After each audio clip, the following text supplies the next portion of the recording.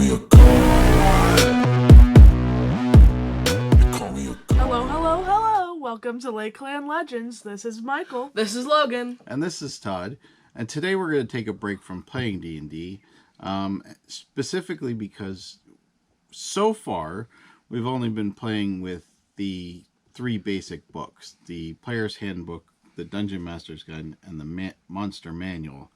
And what we did is we went out and purchased some new stuff, and we're going to expand some of our items that we use across the videos that we're going to make. So the first thing we wanted to mention here is we bought both the Creatures campaign case and the Terrain campaign case. And if you've ever been considering purchasing them, they're not very expensive. The Creature campaign case includes all these little discs. They're about that big. And then they do come with slides that you just peel off and you can put right on your little discs. So whenever you're fighting, let's say a purple worm or a dragon or a hydra, you can just stick that on there, and it does take up the tiles nicely. And you can take them off whenever you need. Yeah, and they are clings, not stickers. So they can come So they're on like, and off. right, they're window clings, so you can literally pull them off, put them on. Monster, is that? It's a white dragon. White dragon, and then White dragon, and then you just can as peel it back easily off. Peel it back off. And put it right back on your sticker board. It doesn't have to be perfect on your sticker board. Of course not. The other thing that we did pick up was the Terrain set.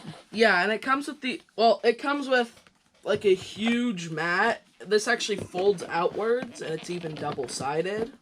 So it does give you dungeon tiles. And even grass tiles. And grassland tiles, yeah. But it also comes with these little puzzle pieces and a ton more. It's not just one. That you can just snap together to create like dungeons or even like a forest. Right, so you can create your own dungeon maps with that. And then they even that come also with, like, comes with terrain and ladders and bridges. That are all right. clings too. And they're right? clings too, so they can go right on the mats. Ooh, and they even come with like coffins and stairs. If you want something a little more morbid. Yeah. The other two things that we did pick up a couple books. The first one that we got is the Mordenkainen's Monsters of the Multiverse. And we're going to review that one at a later time. And then we did pick up Xanathar's Guide to Everything, which we actually is going to be our topic today. Yep. We're going to do a quick book breakdown review. And just go over a couple things in there. And if you're considering purchasing it, this may sway you one way or the other. I think it's worth it. What do you guys think from quick review of it? Yeah, I think they're worth it. Okay. Worth it. And then we'll go from there. So what do we want to start with in the book? We are going to start with the special subclasses. I think the first thing to note on the entire book is the fact that it's probably the only D&D book that is centered around a goldfish on the cover. Oh yeah. And if you don't understand, Xanathar, sorry, is a beholder, and his favorite pet is his pet goldfish, Slygar. Who may or may not have died when this book was created. But we'll never tell Xanathar that. Also, we got the Xanathar book first, and then the Monsters of the Multiverse. Right. We did pick up Xanathar's Guide to Everything before Monsters of the Multiverse, so All right. we could even say we're reviewing it in chronological order. Correct. So, basically, what this does is it adds different ways to play each of your characters. So every character class has different options. And we're not going to go into all the details. I think what we want to do is just do a brief overview. If you really want to get the book and explore it, I would say get the book, because it's definitely a positive book overall. But we just wanted to give everybody an overview of what we saw and what we were looking at. And if Yeah. we do find something we do want to point out, we will. Correct. So what are we going to start out with? What do we got first? Barbarians. All right. And what barbarian options do we have? Path of the Ancestral Guardian, available at level 3. Path of the Storm Herald at level 3. I know a guy 3. named Harold. And Path of the Zealot.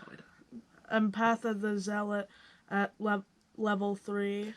Oh yeah, it's one of the paths that you can pick instead of picking Path of the Totem Warrior Or the Berserker, correct. or Yeah. Berserker. You can pick one of those 3 paths. The description for Path of the Ancestral Guardian is it calls on the spirits of honored ancestors to protect others.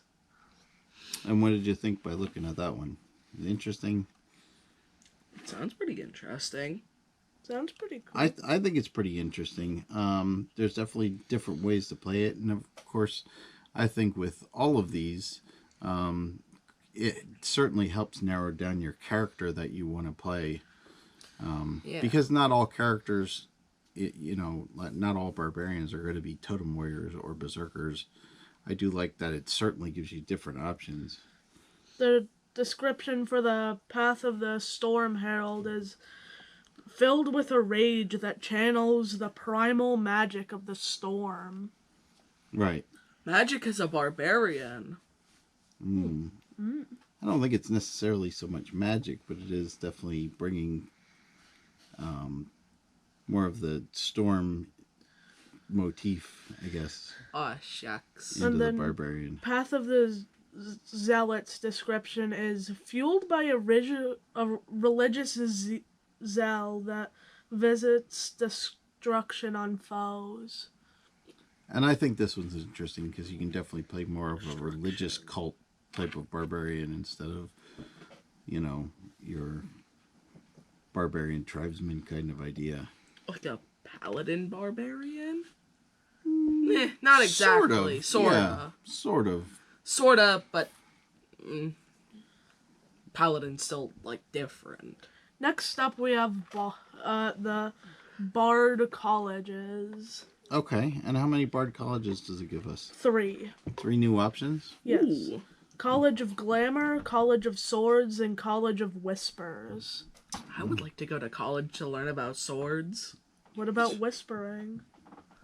That doesn't sound very Would you like to great. go to a whispering college where all they do is they teach you metaphysical theories in just a very low tone? That sounds like it would suck. Okay. Hopefully they don't teach in those big halls. They're all available at level 3. Right. That's when you would pick your college as a bard. The description for the College of Glamour is wields the beguiling glorious magic of the Feywild. Ooh, Feywild. Actually, there's a lot of Feywild characters in this book. The description of the College of Swords is entertains and slays with daring feats of weapon prowess. Yeah, so that definitely mixes you closer to the fighter or rogue type and still being a bard. Sounds like you almost sound like a gladiator. Effectively. Yeah, that could be accurate. Or like someone who fences. And then Yeah, fencer would probably be closer. And then Oh, the yeah. description for the College of Whispers is plants fear and doubt in the minds of others. Oh, I thought it was talking about plants that put... I thought for a second I thought it was that plants fear you or something, and I'm like, what? Oh, so you're talking about maybe a treant bard that talks to plants? Okay. So effectively you're just making people scared of you? That sounds like the... It's more of a fear-inspired bard instead of a entertaining bard. That sounds kind of interesting. Sounds like he would be an evil character. It definitely would have a good intimidation stat. I would have to think so. Oh, yeah. I am very good in that in our D&D campaign, as I have a +7 in it. Yeah. Oh, yeah, and intimidation, yeah. He is quite intimidating. Next up, we have the cleric domains. The forge domain and the grave domain, both available at level 1. Because that's when you pick your domain. Correct. And your forge domain? Forge domain's description is clad in heavy armor, serves a god of the forge or creation. I could see a dwarf being like that. Or even like a blacksmith type Yeah, of like a blacksmith. character. Like if you had a blacksmith origin or something. I think that would work out good. Next, we have the grave domain, which his description is opposes the blight of undeath. So you would think as a grave domain that it would almost be like an undead type of character, but it actually is opposing it. So Like you're an basically anti-necromancer. Right, like an anti-necromancer, anti-undead. And that certainly makes a different spin on Cleric. a cleric. Yeah, I like that. Next, we have the druid circles. The Circle of Dreams and Circle of the Shepherd. Circle of Dreams sounds interesting. After I review the circles, I do want to go over what kinds of animals they can shape into, Okay. wild shape into, because there's a lot more options. Oh, okay. Yeah, So talk to us. What do we got? The Circle of Dreams? Circle of Dreams' description is men's wounds, guards the weary, and strides through dreams. Both of these are available at level 2. And to me, I mean, that one really sounds a lot like the World of Warcraft druids. There's that strong pull to the dreams and stuff like that.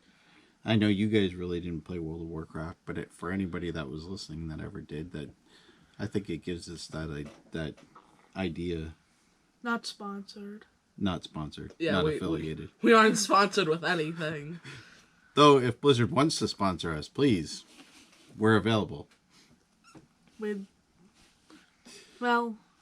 Anyway. So the Circle of the Shepherd summons nature spirits to bolster friends and hairy foes. Hairy not meaning they have hair, meaning... Harry. Yeah, it's spelled like the name. Just searching up the page. Yep. So he wanted to go over some of the wild shape and I think some of the creatures that you can summon as part of the shepherd. Yeah, because I think shepherd can... You get the spell Faithful Summons at level 14. Okay. What you said about the different... I think aren't these all for... I think some of them are still for just, like, Circle of the Moon. Yeah, because... Triceratops. Yeah, you can turn it... In the Arctic, you can turn into an owl, a bloodhawk, a giant owl, a brown bear, a polar bear, a saber-toothed tiger, or a mammoth. Well, the interesting thing about this is you can wild shift based on your region, not just what animals you're aware of. So they do have the Arctic, the coast, the desert, the forest, grasslands, and it gives you a whole nice list of... There's also hills, mountains, swamps, underdark, and underwater. Right. Continue. That's okay. So it does give you a list of all the things that you could wild shape into.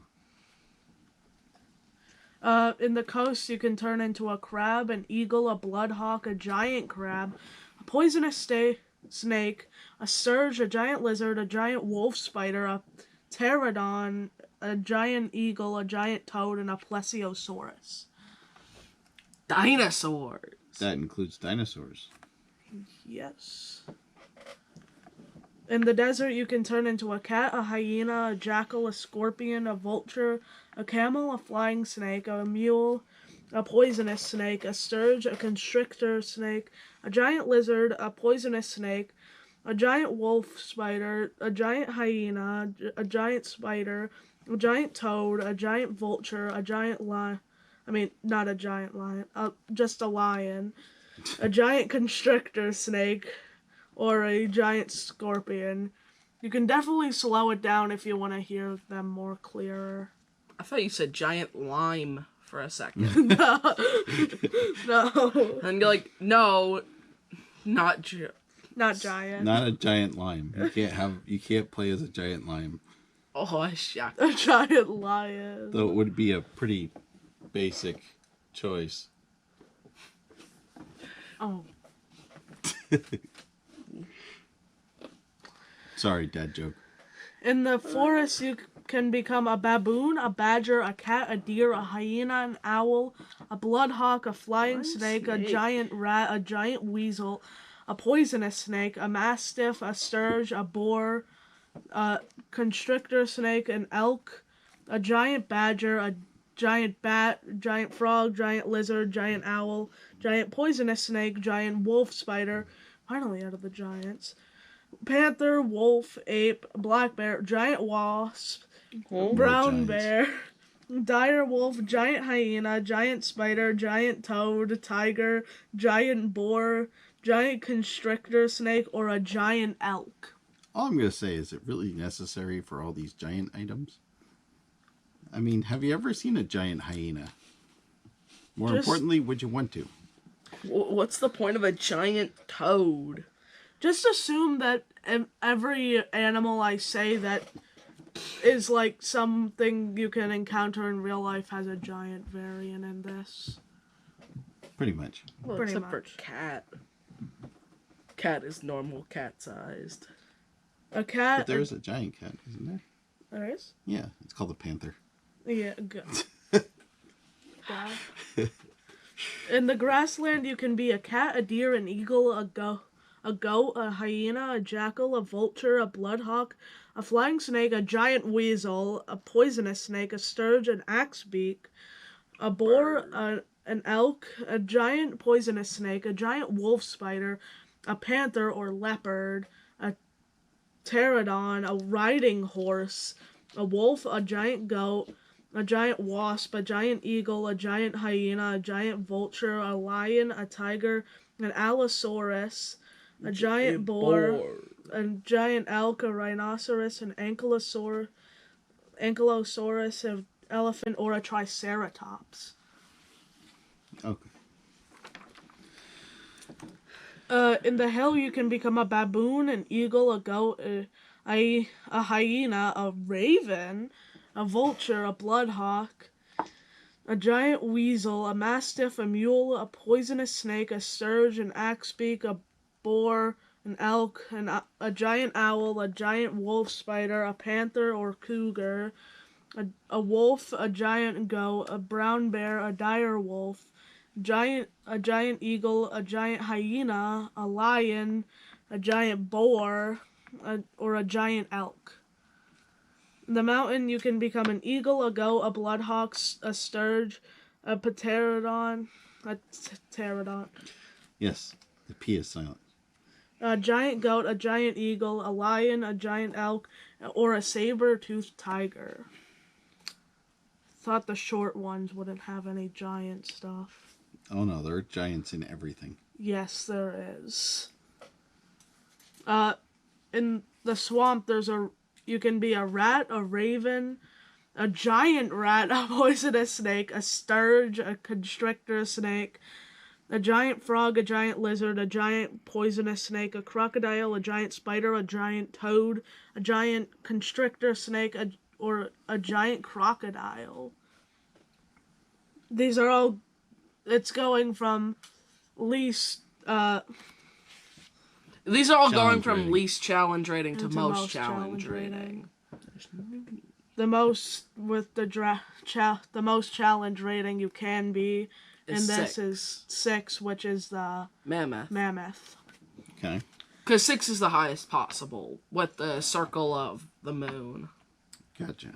Underdark, you can be, in the Underdark, you can be a giant fire beetle, a giant rat, a sturge, a giant bat, a giant centipede, a giant lizard, a giant poisonous snake, a giant spider, a giant toad, a giant constrictor snake, or a polar bear or cave bear.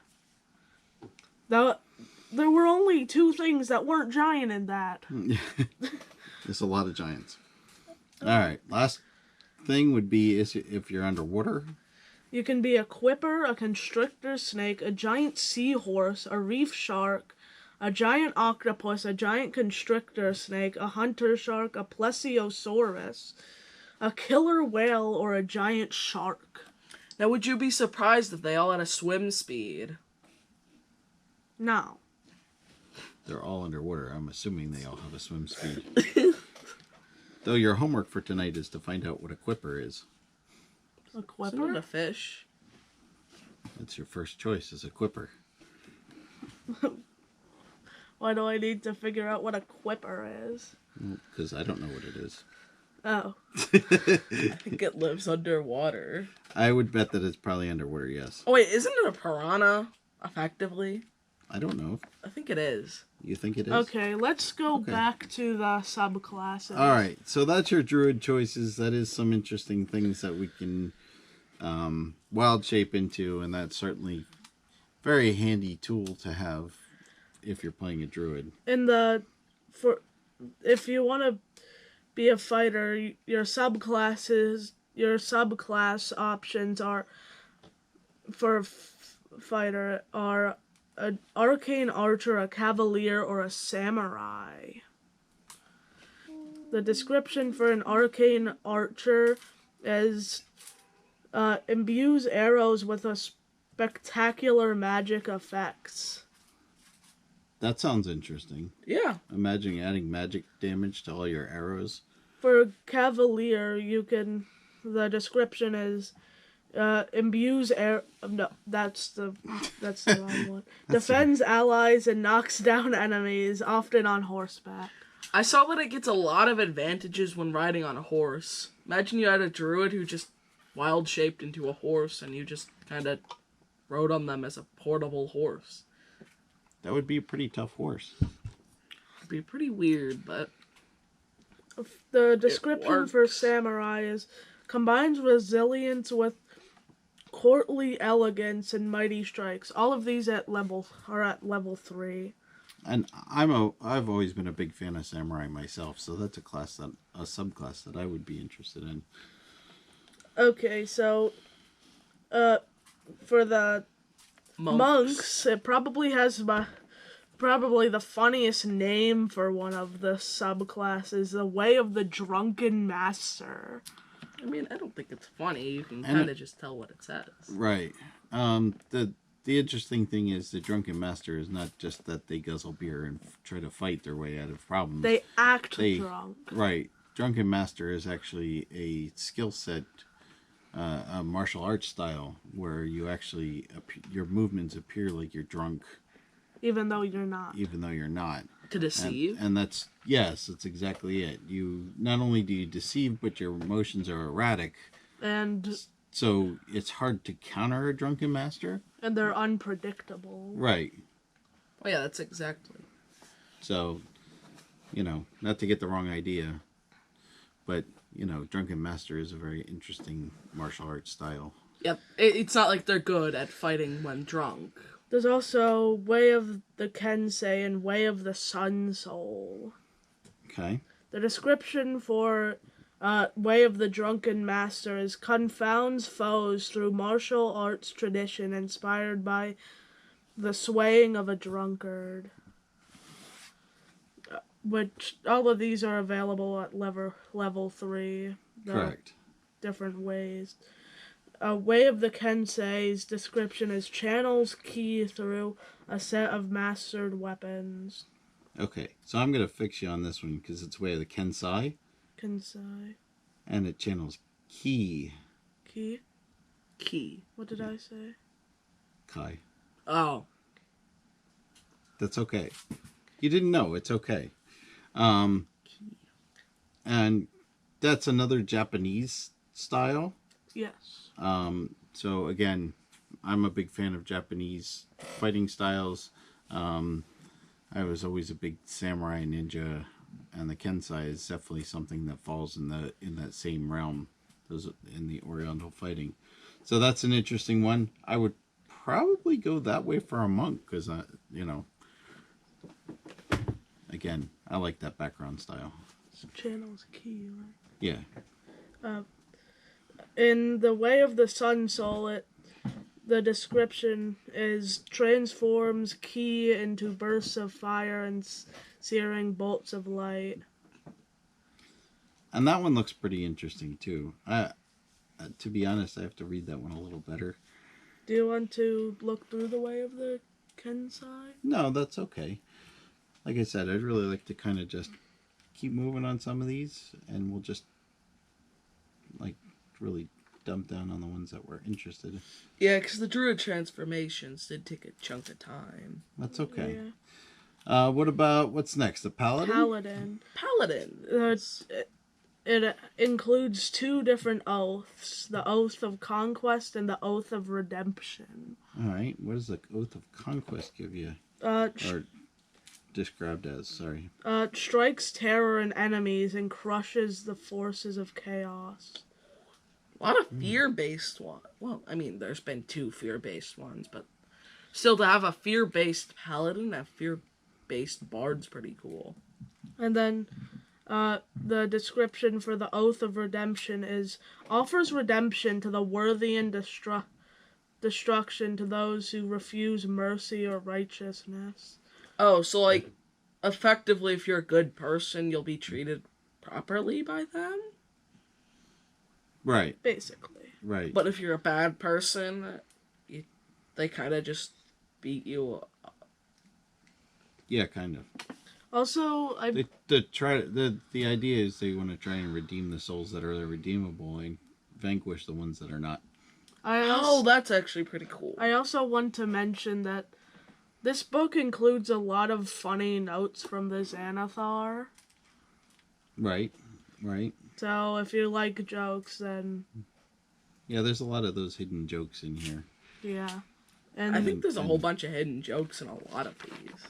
Like right here, it says, "So ancestors are the people who did the procreation thing to make more people before you were born. Like how many people? That's a lot of the procreation thing. Ew, you're disgusting."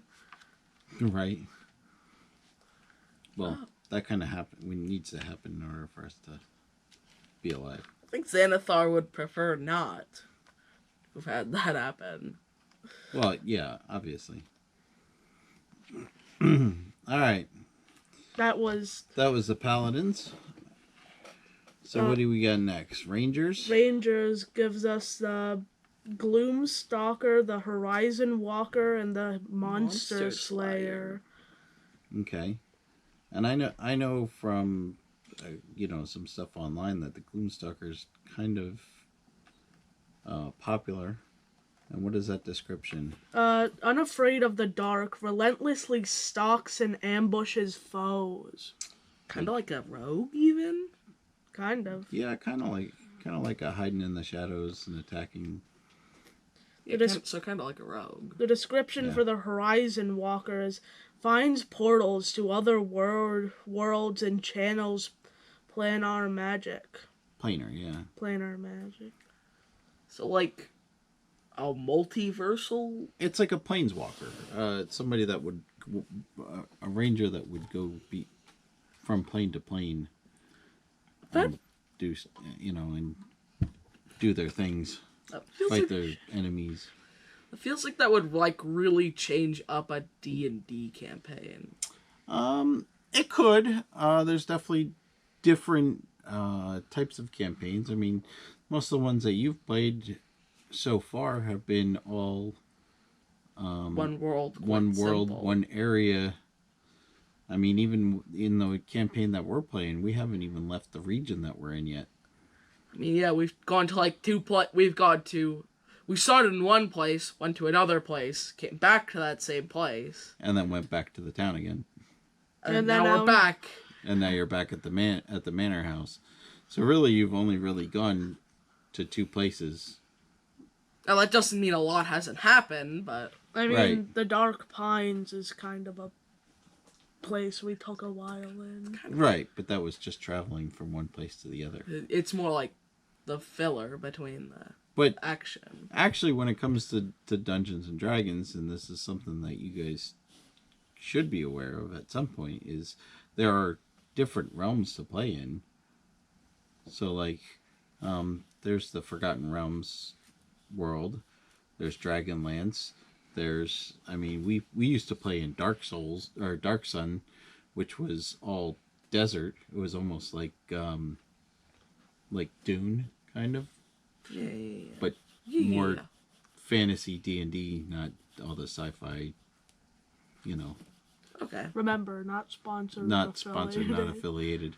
But there is Spelljammers where you can do space and D&D in space. You have spaceships, which is weird because it's actually like, I don't want to say it's weird. It's just different because it's actually like seafaring boats that are encapsulated in magical bubbles that fly through space. And you have magic helms that take you from one place to the other. Oh. There's also different planes of existence, not only multiverses, which is different versions of the same place, but there's actually different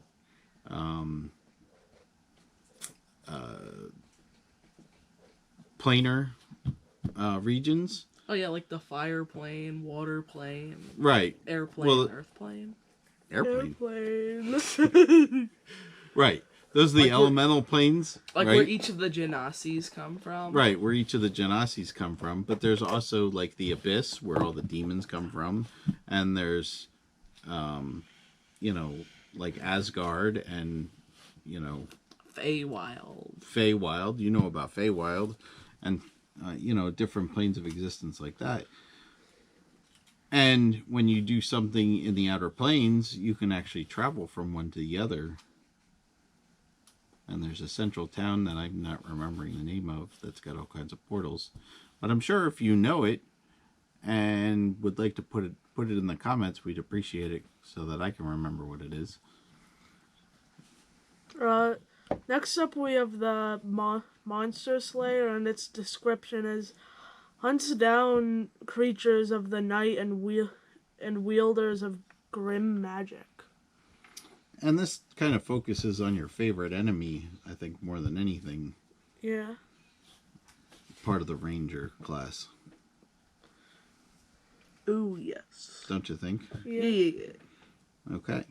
I think I read a little bit, and yeah, it's kind of like favorite enemy focused. Correct.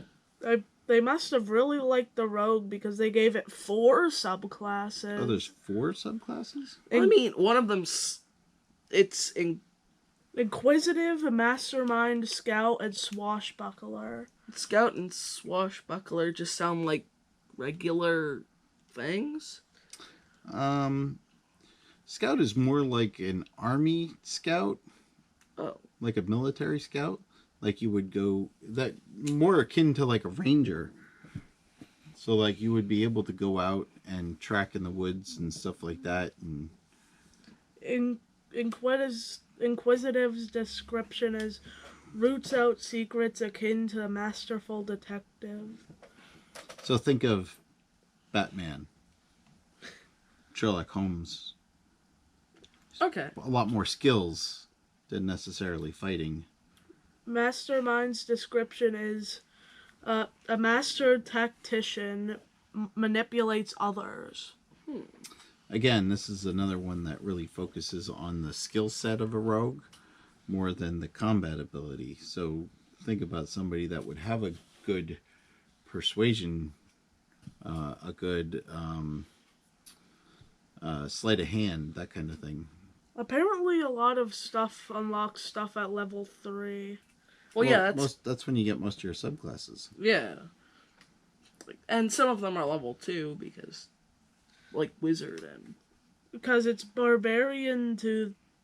Beginning of barbarian to the end of bard is all third level, and beginning of fighter to the end of rogue is all third level. Well, when you're a cleric, you pick a domain. Yeah, and So at first level, you have to pick a domain. it's like what you study for your entire life to become a cleric. Well, for however long to become a cleric. Right. Right? Your life until that point. And then, Like you're not just gonna be, oh yeah, I'm a random religious guy, and like at level 3, I've studied my life to be whatever, to be X or Y. I right. create. Well, yeah. When you storm. become a cleric, you get the powers of your god.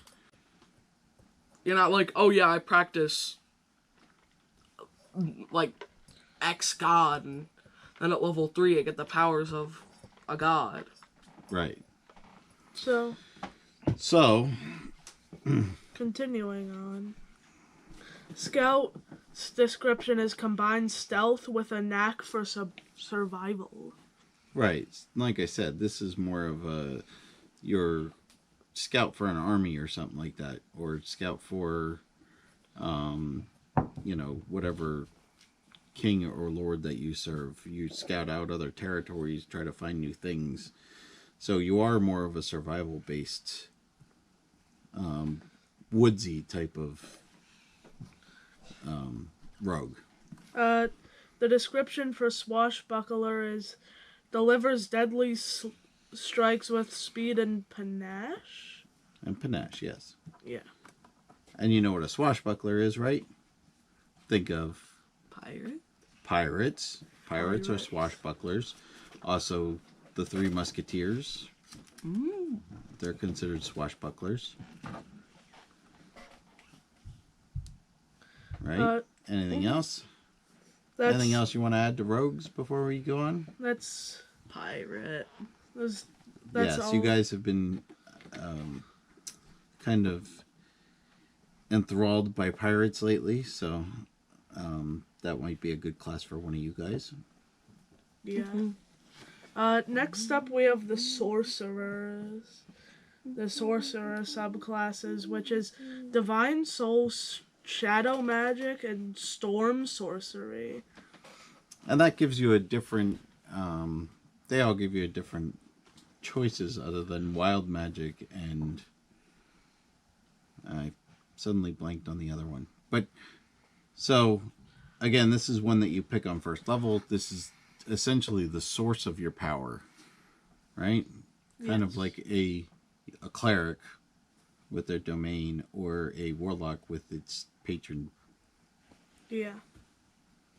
A warlock wouldn't be a warlock without a patron. Right, but we're doing sorcerers now. Yeah. So what are the other choices? What are the Description? descriptions for sorcerers? Divine soul's description is harnesses magic bestowed by a god or other divine source. Okay, So this kind is of like a cleric. right. This is kind of like a cleric. So in other words, you're not getting your powers from wild magic. You're not just siphoning it off the land or whatever. You're actually getting this from some kind of divine power. Think of like the god of magic or whatever. Yeah. Then the shadow magic's description is wields the grim magic of the Shadowfell. Shadowfell. Yeah, It's another multiverse or plane. that is another multiverse area, right? Yeah. So that's where you would get your magical powers from the Shadowfell. There's even some races in here that actually come from Shadowfell. Not as many, but there are some. Correct. Well, not as many as Feywild. Right. Right. And then storm sorcery's description is crackles with the power of the storm. So basically, instead of like wild magic, you actually get your powers from the storm. Yeah. It's a more specific, and I believe you get more elemental type spells as you move in, if you pick that as your source. Now we have the subclasses for warlocks, my favorite class right now. Okay. Uh, And what do we have there? the Celestial and the Hexblade. Okay. And what does the Celestial give you? The Celestial's description is forges a pact with being from celestial realms. So think of being your patron as being an angel Yeah. So, instead of being a demon or something like that. a sword. And of course the Hexblade. We're Yeah. familiar with the Hexblade, right? Yeah, I'm playing a Hexblade Warlock in a different campaign. Correct. Talk to them. I'm playing a Hexblade Warlock in a different campaign. A campaign actually had a club in our school. Yeah, they play a game club at their middle school. Mm-hmm.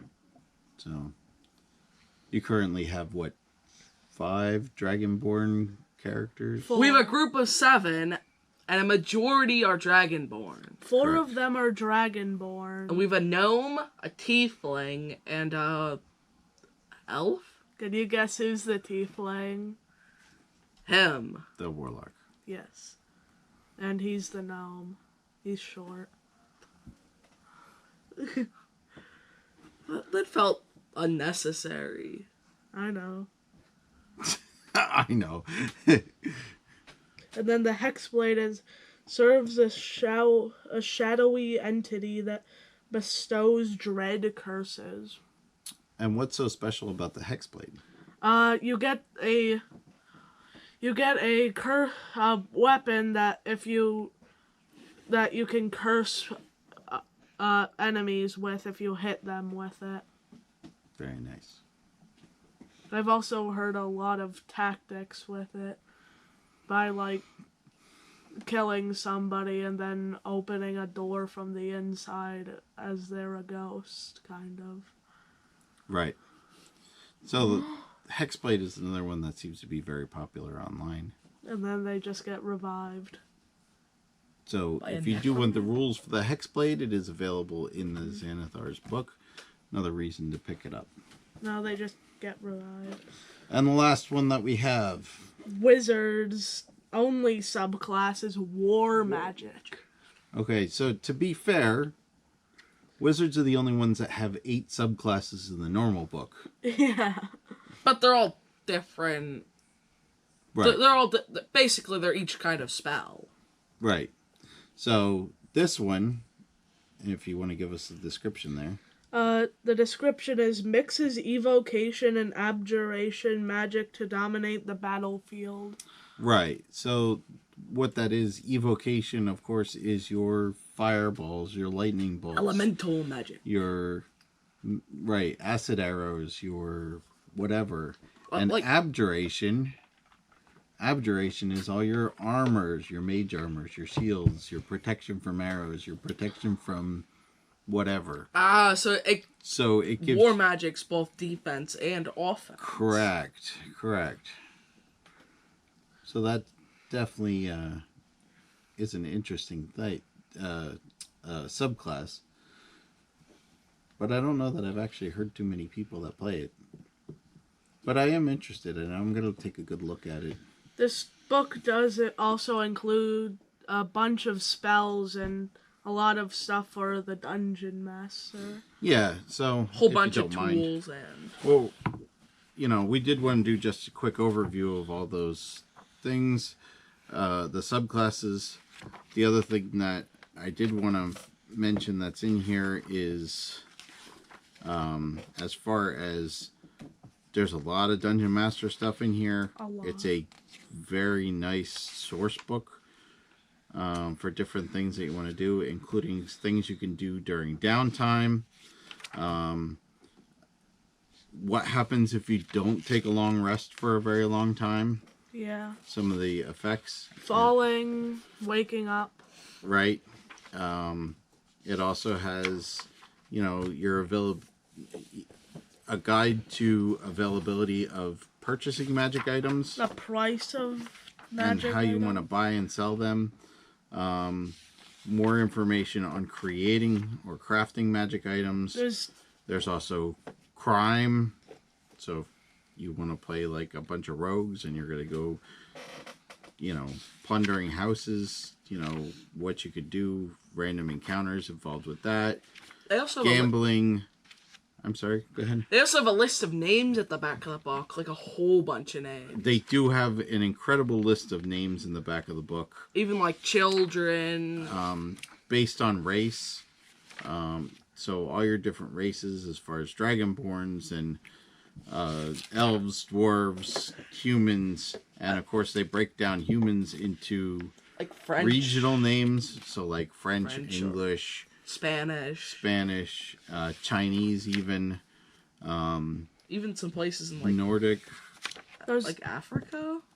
I believe so, yeah. There's also this large list of, like, if you roll a D100 for what region you're in, you will get an enemy depending on what level. Yeah, they have like a whole bunch. They have like a random encounters list that they have. Correct. Like you just have to roll like a D100 and it'll give you like an option. Right. It'll give you like an amount of enemies to fight. Right. So, and there is a bunch of spells in here. I don't want to go into all those, but there are certain ones that are definitely worth looking into. Like, I'll be Dells in the Hard Wilting. Anybody that played 3rd edition would be very fond of that one. There is Charm Monsters in here. That's always handy. One of the coolest ones. Control Your Elementals is in here. That's very good. One of the coolest ones I've found was Mighty Fortress. Mighty Fortress is in here. And what does Mighty Fortress do for somebody that doesn't know? It basically rises this giant fortress out of the ground that gives you like 100 unseen servants to do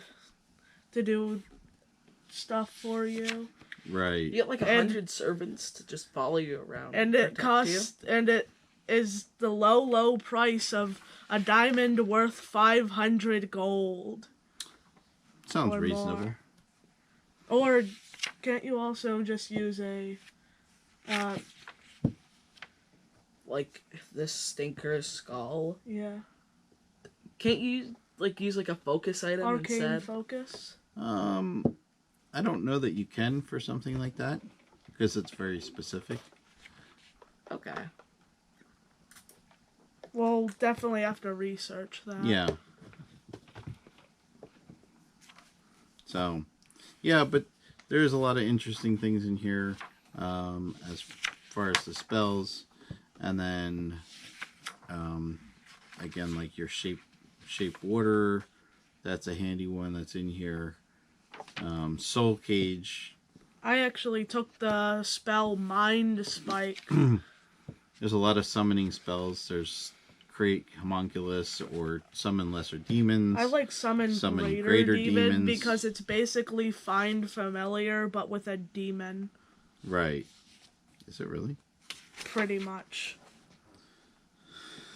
It says you utter foul words, summoning one demon from the chaos of the abyss. You choose the demon type, which must be one of challenge rating 5 or lower, such as shadow demon or Barlgura.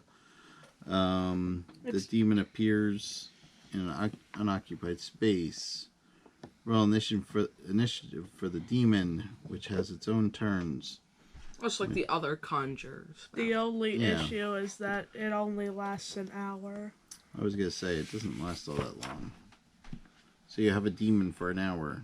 I mean, it'll be good if you're like, I don't know, running a fortress and someone decided to invade it. And I think that's an incredible DMing opportunity because, demons don't often like to be summoned to the material world. Isn't a turn like 10 seconds? 6 seconds. 6 seconds, 6 yes. seconds. So minutes. Well, a round is 6 seconds. A round is. Meaning, like, from the time everyone gets to attack or Right. do their action, bonus action. So this also has some of your walls in here, your wall of sand, your wall of water, Wall your of wall light.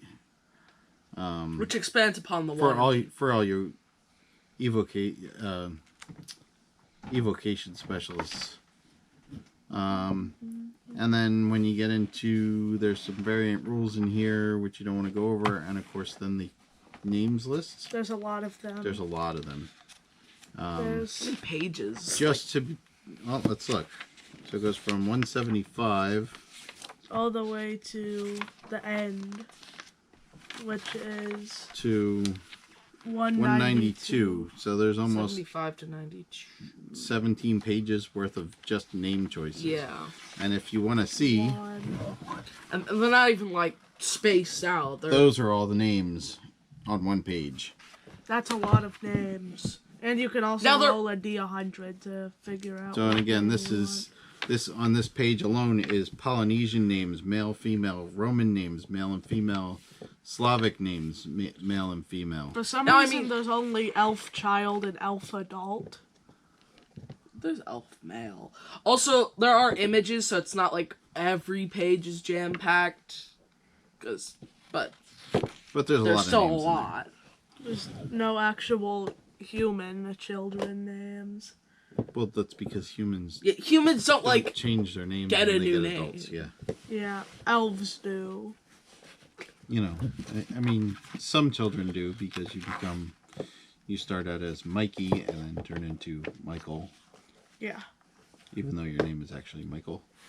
There's elf child, elf female adult, and elf male adult. It does also have like dwarf clan names Yeah, and there's family and names. dragonborn clan names, so that's, you know, family names to help out if you can't Elf think of a family name.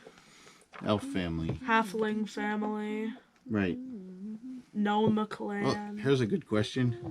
For the halfling families, is it proud foot or proud feet? Where? I don't know. That's why I'm asking you. Is there proud foot? Porridge pot. Nope. No. No. Oh. The It's- world may never know if it's proud foot or proud feet. What? When? Where did you get those? From the Lord of the Rings. Oh, not Oh. sponsored or affiliated. No, not at all. Go watch it if you want.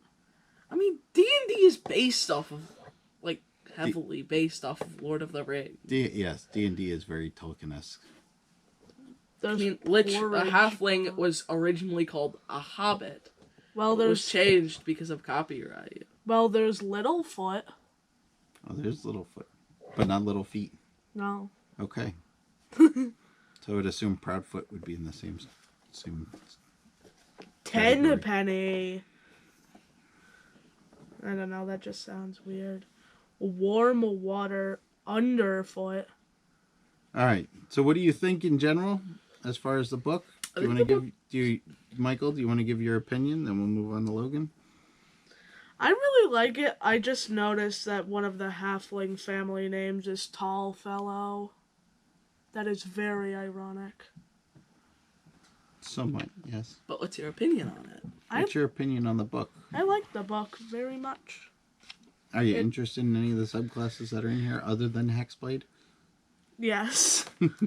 Are you? I mean, I think it's a pretty nifty book. I think there's a lot of things that could be used for a lot of different purposes. I think the subclasses are pretty cool. I don't know if I'm going to use too many. Well, I mean, I'm probably going to use more the later I've played, but I haven't really played this game. I haven't really played too much D&D. I mean, I think the playthrough, the adventure that we're going on is probably the highest level I've ever gotten. Okay. I think it's probably the only time I've actually gotten to, like, level 2. Right. Or higher? And you're currently at level 4. Yeah. Shoo. So what do you think about that? I think it'll be pretty cool. I think it'll probably be cooler. I think it'll be probably cooler the more I know the rules and the more I've played through a couple times. But And my opinion is if pretty much every source book that you can get that I've seen so far has been worth it. the subclasses definitely gives you more variety and characters, and for me that's always more interesting the more options there are, because I never really liked when you played a straight fighter and that was your only background. Yeah, you were. Okay, you're a fighter. Okay, this fighter uses axe. This fighter uses sword. This fighter uses big sword.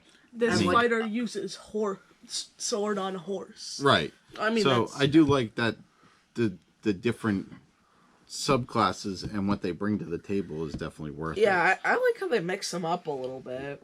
So more options is always better. In third edition, or 3.5, whatever the case may be, I did enjoy all the books that they had that were just the fighter handbook, the wizard handbook, so on and so forth. I always enjoyed all the extra stuff that you could do. So this brings more diversity into it, and I think that more diversity is better characters overall. Yeah. So, and all the little tables and stuff for the DMs is fantastic. I plan on trying to use as many of them as I can in the campaigns going forward. And of course, names are fantastic for DMs because sometimes you just need a name and you can't think of something. Yeah, names are like the hardest part D100. of. Names are like the hardest part of a character creation. Well, I mean, for a DM, sometimes you're in the middle of playing a campaign, and you're just like, oh, this guy on the street stopped you. Oh, what's his name? John. Frederick. Now I can open the book and be like, all right, he is.